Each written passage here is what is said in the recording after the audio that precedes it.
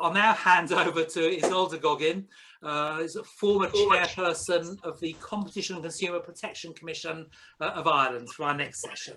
Over to you, Isolde. Thanks very much, Steve. Hi.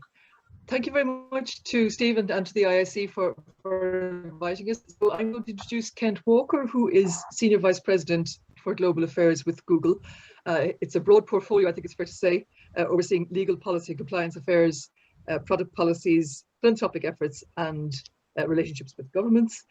Prior to working with Google, Kent worked in senior roles with eBay, Netscape, AOL, and AirTouch Communications. But prior to going over to the dark side, as we regulators tend to see it, he was also an assistant US attorney with the Department of Justice and advised the Attorney General on technology policy issues. So Kent, we're delighted to have you to talk to us this afternoon, and I'll hand over to you to make some opening remarks. Thank you very much, Isolde, and I appreciate the opportunity to be with all of you today. I hope you're all doing well and staying safe. I welcome the opportunity to join the conversation because we're obviously in an exciting and an important moment for the regulation of new technologies. As we all start to emerge from the pandemic, we're using tech tools as we never have before. We're seeing a historic acceleration of technology adoption, and that makes improved regulation of technology even more important. We need regulatory systems that move faster, that are more consistent, and that are even more responsive. At Google, we want to make sure that our products are not just complying with laws, but also supporting laws that are helping technology work for everyone. So from our perspective, as a company that's rooted in science and engineering, I think we've got something like 13 or 14,000 computer science PhDs working in our company. We need to comply with regulations in many sectors. And with that as our background, I'd like to touch on three questions. First, how have regulations shaped the development and the dissemination of science and technology? Second, how can good regulations support the growth of beneficial technologies? And third, and maybe most importantly, what new approaches can we consider that might make regulatory frameworks even better going forward?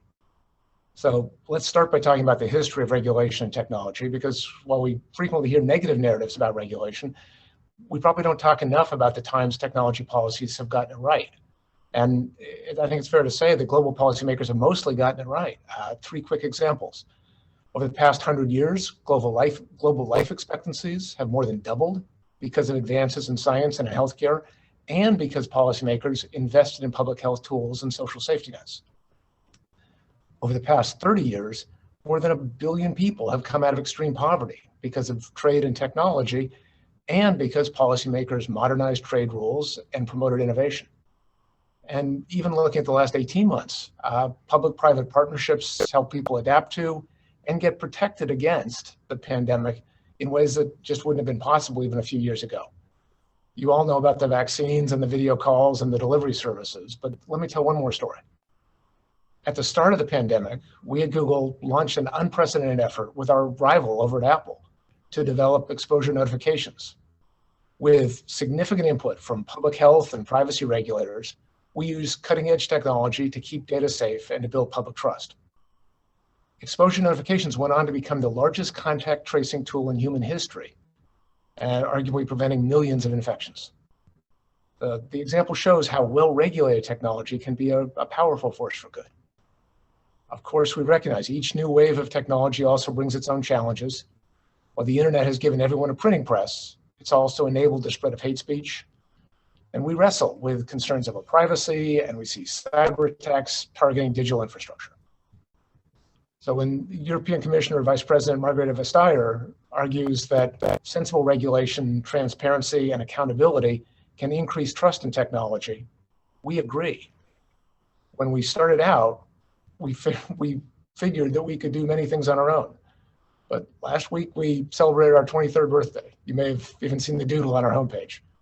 And as we've matured as a company, we've come to appreciate the importance of working with others and to recognize how regulations can improve practices across the sector, helping, not hindering, innovation. So while outmoded regulations can slow improvements, good regulations and evolving standards have promoted interoperability, built social trust, and stimulated economic growth. So as an example, the GDPR has promoted common approaches to privacy and data portability, and Europe and the US are expanding, establishing new frameworks for artificial intelligence that mitigate risks while still encouraging innovation. That innovation remains more important than ever as we tackle some of our greatest issues: climate change, global food shortages, and the ongoing impact of the pandemic. So to come to my third question, how can tech regulators best strike this balance, promoting trustworthy and beneficial technology while also encouraging innovation and investment? As we heard on the last panel, there is no silver bullet for this, but it's clear that we would all benefit from regulatory agencies working more closely together and getting input from technical experts and stakeholders. The communications sector has been a leader in regulatory collaboration, from the first creation of the ITU over 100 years ago, to the founding of the ITC, to the collaboration between the IIC and BEREC to address critical policy matters. Working together is at least as necessary, as essential for artificial intelligence as it was for the telegraph or the telephone. That may mean evolving existing agencies, creating new ones, or creating new avenues, new ways that we discuss these issues. Just one example, the UK regulators are launching a digital regulation cooperation forum. They're bringing together privacy regulators, competition regulators, communications regulators to help resolve the policy tensions in these different areas. And we've seen how international standard setting bodies can promote better products and services. The internet operates as well as it does due to the coordination of groups like ICANN and the Internet Engineering Task Force. The regulation of technology offers new opportunities for multilateral government organizations to convene diverse voices, facilitate dialogue, and build common frameworks. Now, obviously, these organizations are not in the business of building technology. They are going to be critical players in ensuring that technology can benefit people throughout our societies. That's why we've supported the Transatlantic Trade and Technology Council that met for the first time last week, which is working to harmonize approaches between Europe and the US. Now, of course, multilateral processes can take time. That's why we need a sense of urgency among IIC members to make sure coordination outpaces fragmentation. Because obviously ad hoc regulation creates a fractured regulatory environment. It increases the risk of a balkanized internet that stifles innovation, locks out startups, and that leaves the world actually less well off and less fair. In the US, for example, we need national action, not dozens of inconsistent state laws on these issues. California's privacy laws will regulate any company, including European companies around the world, whose websites are visited by Californians in ways that are inconsistent with the GDPR. We simply need better alignment on these issues. To be clear, that will require tough trade-offs across competing policy goals. For example, as many of you recognize, privacy rules restricting data sharing can clash with competition rules promoting data portability and open access. Likewise, rules seeking to promote free expression and access to information can conflict with rules seeking to eliminate offensive content. Let me give you a couple more examples of where thoughtful and aligned democratic regulation of technology would benefit all of us. We continue to believe we can have responsible content moderation while still having an internet that respects human rights. But that's a vision that's increasingly under threat. According to Freedom House, more than 20 countries suspended internet access in 2021 so far. And dozens more have pushed for content rules limiting access to information. There's a growing need for the international community to stand up for human rights online. Online rules, like offline rules, should reflect democratic values like due process and fair competition and respect for privacy. The consistent online protection of data is another example of an issue that will need a mix of new norms and new laws, actions by both companies and governments. We at Google came together last week with other leading enterprise companies to announce principles for data stored in the cloud. And the US and Europe are now trying to reconcile their approaches to government access to data. given what's at stake, agreement on that issue is essential, not just for the tech industry, but for every industry exchanging data between Europe and the US. At the same time, the OECD, which just celebrated its 60th birthday, is working on a common framework for government surveillance and access to cloud data. The OECD is the world's largest concert of democracies. It brings together members from 5 different continents who have just not only common economic interests, but also shared commitments to human rights and the rule of law. And the new Secretary General is focused on how democracies can adopt shared approaches to the issues that are raised by these evolving technologies. Now, obviously, I get that the democratic work of building consistent regulatory frameworks is going to be tough. It's complex, it requires difficult trade-offs, and it's often thankless work. But the payoffs in promoting the spread of technologies that will raise the living standards for hundreds of millions of people, billions of people around the world couldn't be greater. I recognize the challenges, but maybe having grown up in sunny California, I'm also optimistic that coming out of the pandemic, we can build better together. We can recapture a spirit of shared prosperity. And I believe that national and international regulatory coordination will help us develop thoughtful and aligned technology policies that overcome the challenges and make people better off, more secure, and more empowered. Thanks very much. I look forward to our conversation. Thanks very much, Kent. And just to say, Kent is happy to take questions, but so if you could put your questions into the Q&A, I can have a look at them and I'll read them out then.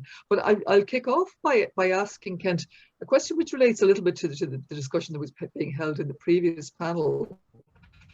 They were talking about the risks of unintended consequences of regulatory actions. Now, it seems to me, if I could put it this way, that a lot of the regulatory actions being envisaged are there to compensate for the unanticipated risks created by the tech giants, and you've covered some of those in your talk. I mean, you mentioned hate speech, privacy issues, cyber attacks on democracies, but I'm just wondering, is it asking too much of regulators to be able to foresee the unintended consequences of their actions when the tech giants aren't able to foresee the unintended consequences of theirs? Yeah, I think nobody, even with the best artificial intelligence, has a perfect crystal ball for the future. And I think that argues for a spirit of humility on all sides to some degree, and flexibility and responsiveness as we evolve here. So, for example, as we look at new regulations that are being examined on both sides of the Atlantic, we are supporters of the notion of a regulatory dialogue, the ability to engage with regulators to test and identify whether or not a given practice is in fact pro-competitive, pro-consumer, or not. So rather than necessarily just relying on broad and sweeping rules, which will necessarily, inevitably, even in the best of circumstances, be overbroad and underbroad in different respects, setting out core principles and then empowering regulators to do the necessary case-by-case analysis to understand the right weighing of these things, I think is probably the surest and the safest course to dealing with technologies that are actually still evolving.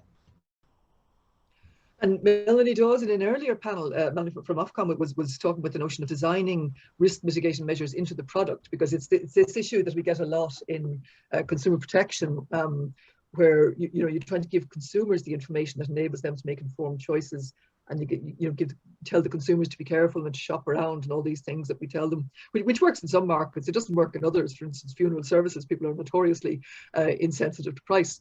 But it's the notion, I suppose, of where does the risk appropriately belong, because there can be a tendency sometimes to push all the risk on the consumer and complain, I think, that we have the wrong kind of consumers, that they don't give enough weight to these decisions. So where does the balance of risk lie there between, I suppose, the tech company, the regulator, and the consumer themselves? Or would the principles cover that sort of issue? Yeah, it's a complex question, because obviously there are very different types of risks. We, as a company, have always tried to prioritize consumer preferences and empowering our consumers. From the earliest days of Google, the notion was follow the user.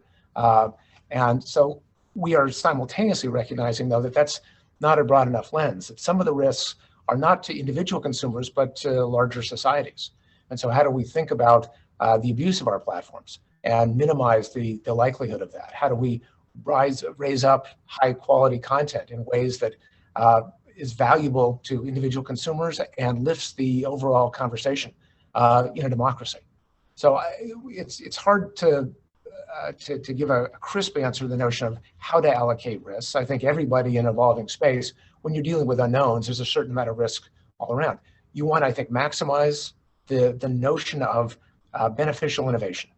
And there are risks on both sides of that. There are risks of innovation which is misused, and there are risks of foregone innovation that you might not otherwise have had. The benefits for people around the world, I think, on balance of the innovation we've seen in the last 20 or 30 years are astonishing. You've seen dramatically increased living standards, access to information, new tools have been available. So I think there's, on balance, we've made quite a bit of progress, but we're not blind to the challenges that we're facing. And I think the notion of building in guardrails and protections and mitigations is completely appropriate. Okay, and I might ask you then if we could turn to the question of the appropriate scale of regulation, because obviously we live to an extent in a globalized world, but again, we heard in the last panel how there are big differences among different countries in the extent to which the internet is available in the first place, the extent to which it's used, and the way in which it's used. So there's a balance to be struck there again between a degree of harmonization of rules and, if you like, the basic unit of democracy, which is the nation state. Nation states surely have the right to determine their own rules and how they would apply to sometimes very globalized companies. So from your point of view, what's the appropriate scale of regulation? Is it national? Is it regional? Is it global? The internet, of course, is a global, or at least an international platform. And so wherever possible, we are encouraging individual states, countries, regions to align as best they can. Of course, every country, every state has the right to pass its own laws and will have unique circumstances and may require unique adjustments. We live with that now, where different countries have different sensitivities to different kinds of content. At the same time, having a completely fractionalized, balkanized, fragmented internet actually reduces the benefit of the network for everybody. And so the more we can have at least agreement in principle, directional alignment or consistency, we think this is a real benefit. We've seen this, many of the European efforts are trying to move in this direction, and we support that. We would much rather deal with a common regulatory framework than 27 different regulatory frameworks. Just as in the example I gave in my talk, in the United States, we'd much rather have a single federal privacy law than 50 different state privacy laws. The administrative tax that creates on not just companies, but on users, of having to figure out clicking on different languages, understanding different terms of service, et cetera, is very high. So one of the benefits of having regional and, where we can, international alignment is a simplification of the system that actually makes it more beneficial for everyone. We have a question in from Mike Nelson from Carnegie Endowment. Hi, Mike, which touches on something that I was going to turn to. So Mike says, often it's hard to get international collaboration when there's not consensus among different agencies within national governments. For instance, representatives from law enforcement agencies go to international meetings with their counterparts and discuss what to do about encryption. Their proposals are very different from what data protection and cybersecurity agencies think makes sense. How to convince policymakers that technology is not magic. It cannot do 2 or 3 contradictory goals. I think we've all been there. Yeah, no, and we share your pain, I think we would say. In many cases, we have the same experience with privacy regulators wanting one thing, law enforcement agencies wanting another thing, competition regulators wanting a third thing. And it's our fondest hope that within countries and between countries, in many cases, these issues are not actually that different between countries. Privacy regulators obviously want to protect personal data. Law enforcement agencies want to have as much access as they can to do their work and keep everyone safe. Competition regulators want to encourage competition, and sometimes data is an important part of that. It almost, in some ways, I get the difficulty of getting an aligned national position on those things, but the very complexity of it, in some ways, opens up a solution space, because it's not sort of a rigid, I win and you lose model. It's a, how do we reach a balanced compromise? And we have done that before. That's what trade agreements do in many ways. Different economic sectors of any different country have different interests in, are you supporting your manufacturing sector or your agricultural sector or something else? And yet countries have been able to come together over the last 100 years and reach important trade agreements that have lowered the barriers to friction for all parts of the economy. But then looking within an individual country at the different types of regulators that are involved in the digital space, and going back again to issues that were covered a bit by the previous panel, if you've got telecoms regulation, competition, consumer protection, media, and so on, it's very hard to see. I'm thinking now from the point of view of policymakers or lawmakers. A law is a very specific thing. It requires a specific agency to carry out very specific tasks. So the competition agency can't say, well, we got this merger, and you know what, it's anti-competitive. But we think, that there are benefits from the privacy point of view, for instance. But when you get into specific legislation, it's very hard to do that, to make those kind of trade-offs, because your law is set in stone and you have to enforce it as it is. I mean, are you looking at kind of a broader legislative approach, maybe, that would look at making, I say us as enforcement agencies. I'm retired since midnight on Sunday, so congratulations. 3 days, so I still think in that way. I mean, we can cooperate, we can talk to each other, we can take each other's point of views on board, but at the end of the day, we have to implement our own legislation as it's written. In a sense, national legislatures are designed to consolidate and coordinate these different points of view. And so when they're passing new legislation, the hope would be, precisely as you say, to take into account that if you steer all the way in one direction or the other, you're probably going to create more unintended consequences than you would like. And the same is true, I would add, for enforcement actions. We've had a number of conversations with regulators and enforcers over the years, and in many cases are making the point of, well, we need to balance this concern with other concerns. We'd encourage you to talk to other agencies that share some of the other concerns we're trying to take into account. And that's normally been a fairly productive engagement. I gave the example of the UK, which is formally doing this in its digital markets unit work, where they are soliciting the views of both competition and privacy and the communications office, Melanie Dawes' office there. So I think that's a very constructive model for others to look at. Okay, and then looking at from the other side, from the point of view of the companies, I mean, do you think the companies always engage in coherent and consistent policies across national boundaries? Because I mean, it could be argued that sometimes the companies themselves take a different approach within different states for very good, very sound commercial reasons. But that in itself might be creating the pressure to have different solutions in different countries. Yeah, I can speak for ourselves. When we do have different content policies across country, we are trying to reflect different national or regional cultural preferences in different ways, just as television broadcasters in Northern Europe versus Southern Europe or Africa or the Middle East may have slightly different programming. We are trying to think through what our policies are to figure out what is legal in various countries. Something that's legal in France may not be legal in Nigeria, and vice versa. So we try and reflect that and make sure that we're living up to those national obligations. But by and large, I think we are doing our best to channel what we think local governments, local cultures, and societies would want. The policies that we are undertaking as a business are largely meant to mirror that. But if there are other examples, I'd be happy to talk to them.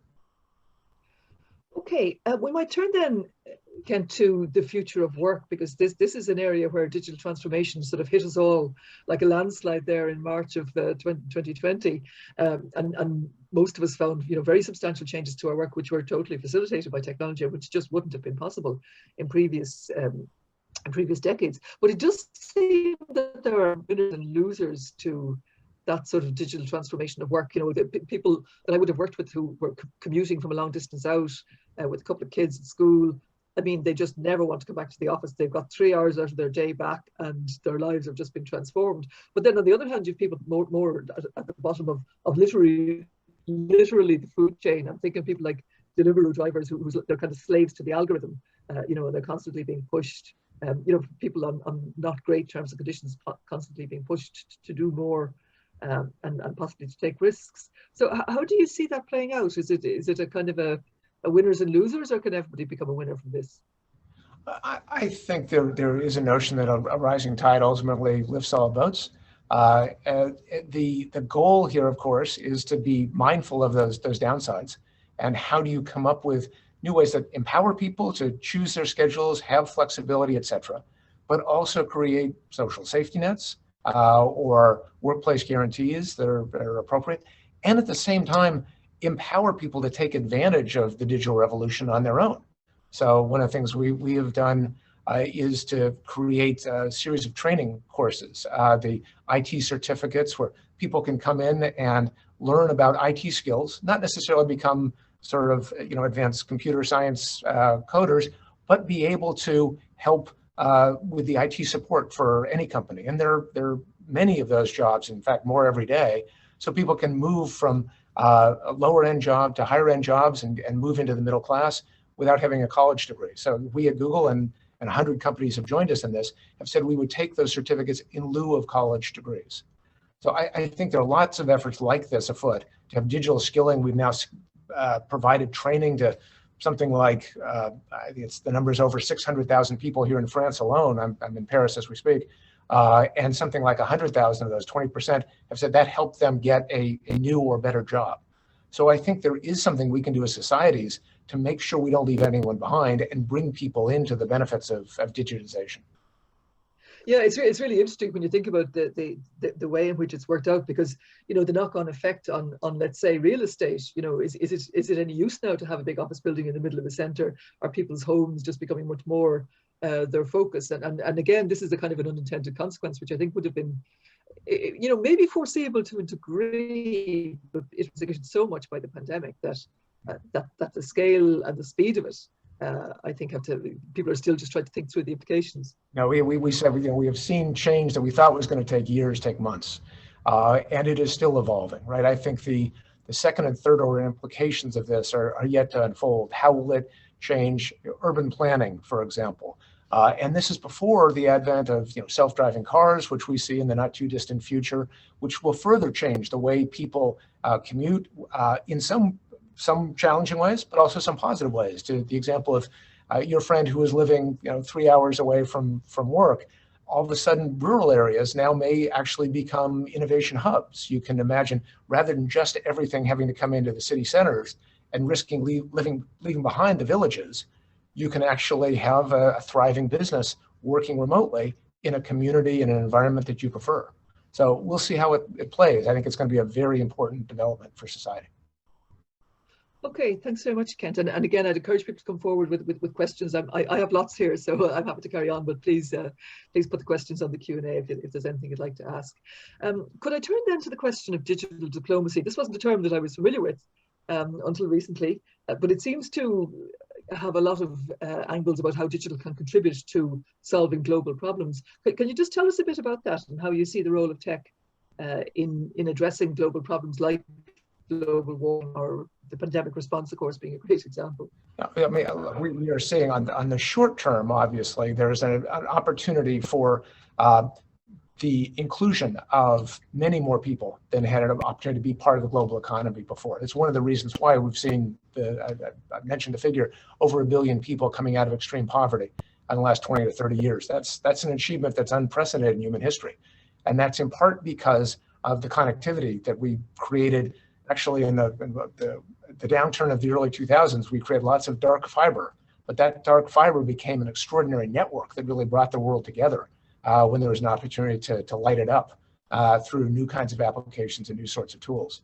But going forward, I think that the promise of new technologies, the investment in R&D that we're seeing from the private sector and increasingly from the public sector, creates a unity of interest.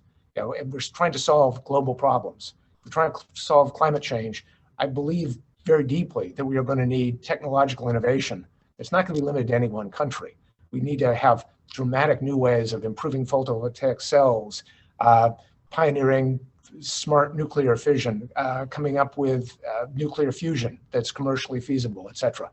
Those advances will have transformative effects on the ways governments, countries work together and share, I think, what will be significant payoffs from the result. But making sure we do that in a coordinated way, in a thoughtful way, when we're dealing with issues like artificial intelligence, which has many different complexities to it.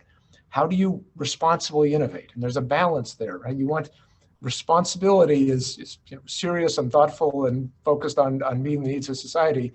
Innovation is creative and free. How do you bring those together?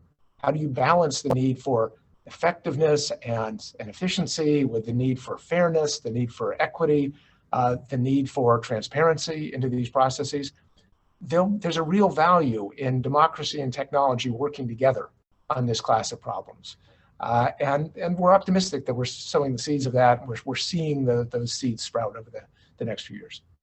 But I mean, how do you confine it to democracy? How do you know that there aren't autocracies out there who are looking at this and saying, great, facial recognition software, I could use that. I can think of lots of things to do with that. And there clearly are, right? And it goes back to my earlier point about the needs for the international community and democracies to try and establish norms of international conduct. An example that comes to mind is in genetics research, where at the Asilomar conference out in California some years ago, genetic researchers established some protocols about the appropriate and inappropriate use of genetics research.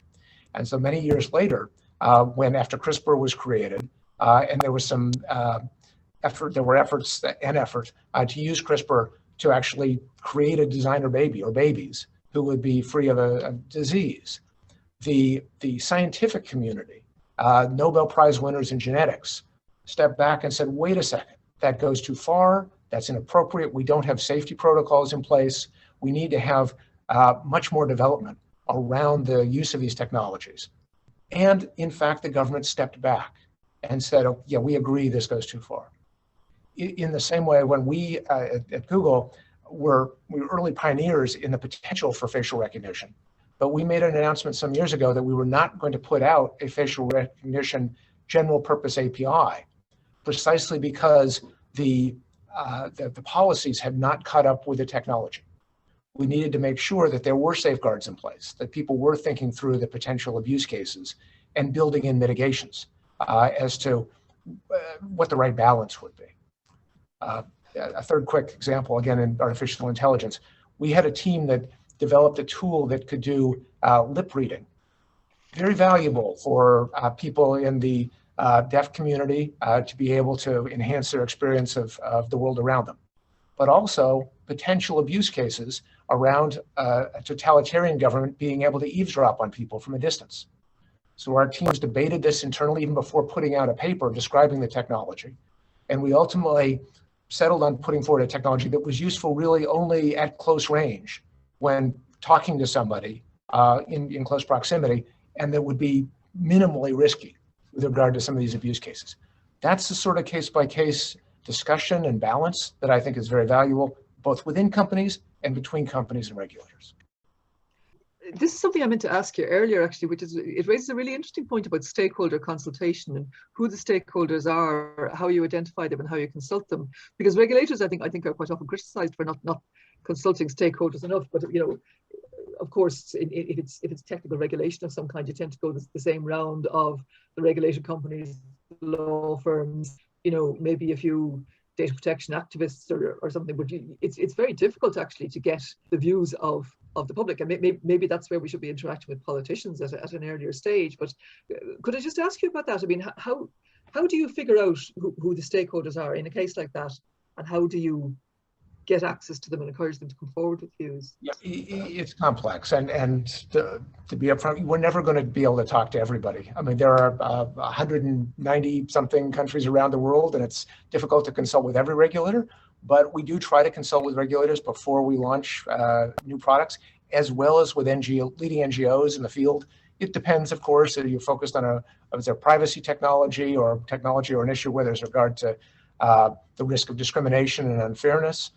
We have a variety of technology where we've talked with people from the academic community and the like. And then, of course, within Google, we try to have not just the computer scientists I talked about, but ethicists, philosophers, linguists, psychologists, social people who are familiar with social behavior and how people interact online.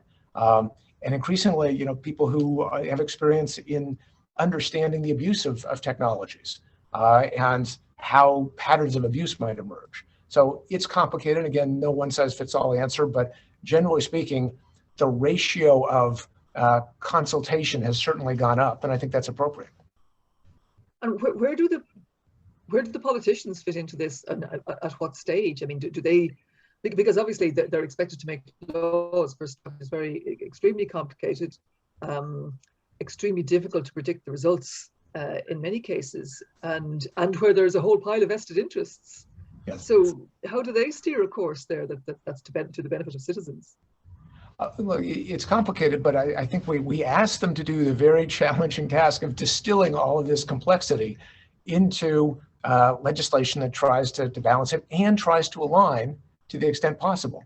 And there are certainly always going to be, temptations to do the easy thing rather than the hard thing. And no one is arguing that the regulation of new technologies is an easy thing.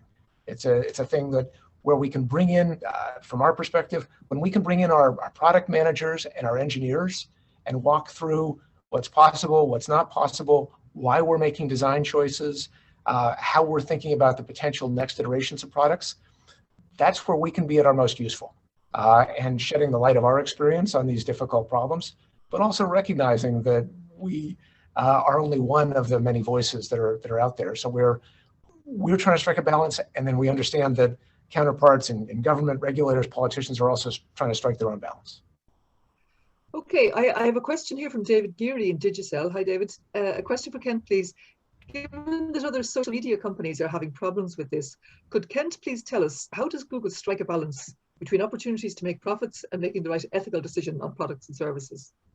Well, I don't want to talk about other companies, but I will say that from an early stage, we have tried to invest in the quality of the services we offer. I think Google, from the early days, was known as a search engine that was good at promoting authoritative content and also good at removing misleading content. One of the main values we provide that people don't recognize is that there are an awful lot of scammers and spammers out there who would love to post misleading results in your search. So that very early on, people would post, if you were putting in a search for tennis racket, people would post a website that had tennis racket in white text on a white background 50 times, but was actually trying to sell you quack medicine or diet pills or whatever it might have been. And we've learned to identify these tricks, but it's a constant cat and mouse game to try and stay ahead of that. We have 500 or 600 factors in our search engine, and we make several changes every day, many of them specifically designed to avoid people who are trying to mislead others. So that was our starting point when we tried to expand the lens to other forms of misconduct online. And I will not say we got everything right. I think in the early days, we came out of a perception that more communication online was going to be a benefit and help bring people together. And then I would say starting, a dozen years ago, we started to see more and more of this abuse on our services. And really probably in the last 5 or 6 years, taken significant efforts on YouTube and other platforms. We now talk about the 4 R's, that we want to raise high quality content, we want to remove problematic content, but we also want to reward creators who are creating new and different content in different ways, and their ways of finding out exactly how to do it.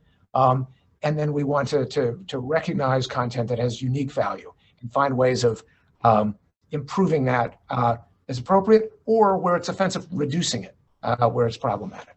So it's complicated. One thing I'm proud of is that we have led the industry with regard to some of the transparency work we're doing on our efforts. You can go online and see how YouTube works, how Google search works. We have a metric that we have put out starting this last year called this is for YouTube now, the violative view rate. In other words, what percentage of the views on YouTube are of content that actually violates our policies. And that number 5 or 6 years ago might have been 1 in 100. Now it's less than 1 in 1,000. And it bops up and down. We get a weekly report on how we're doing on this, because every so often the bad actors will find ways to circumvent our tools, but then we can normally find a way to crack down and address that. And we look forward to making more progress. Great. We're coming close to us. Have held up remarkably well, considering it's been the end of a long day. But I might just throw one last sort of curveball at you, Kent. You mentioned that Google is 23 years old. I'm sure when Google was started back in the day, sorry, I see I have another question there as well. When Google was started back in the day, oh, sorry, that's just David, thank you. You wouldn't have predicted what the world of technology would look like now. Would you care to look at your crystal ball and look 23 years ahead to the future and see what way you think our lives will have changed, will have been transformed by technology at that time? Well, in addition to the things we've talked about, and you know, predictions are dangerous, especially about the future. I can tell you the things we're very excited about. We have said that we are very focused on this notion of the artificial intelligence and its ability to help solve both everyday problems and some of the grand challenges in engineering for the 21st century. Quantum computing, the language of nature, the way atoms are talked to each other, I think will help revolutionize material science and the day-to-day environment that we live in really productive and helpful ways. We're still seeing some of the existing changes that we've already been working with play out and see the social impact. There's talk of new generations of work on the web, what's called Web 3, that would empower individuals to have more autonomy, more privacy, more ability to interact with each other in rich ways, but still have the sort of social controls and guardrails that was talked about earlier. So I think there are a number of really exciting trends in the world of technology right now. Okay, Kent, thank you very much indeed. I'll hand us back to Lynn then to close out. Thank you very much, Isolde.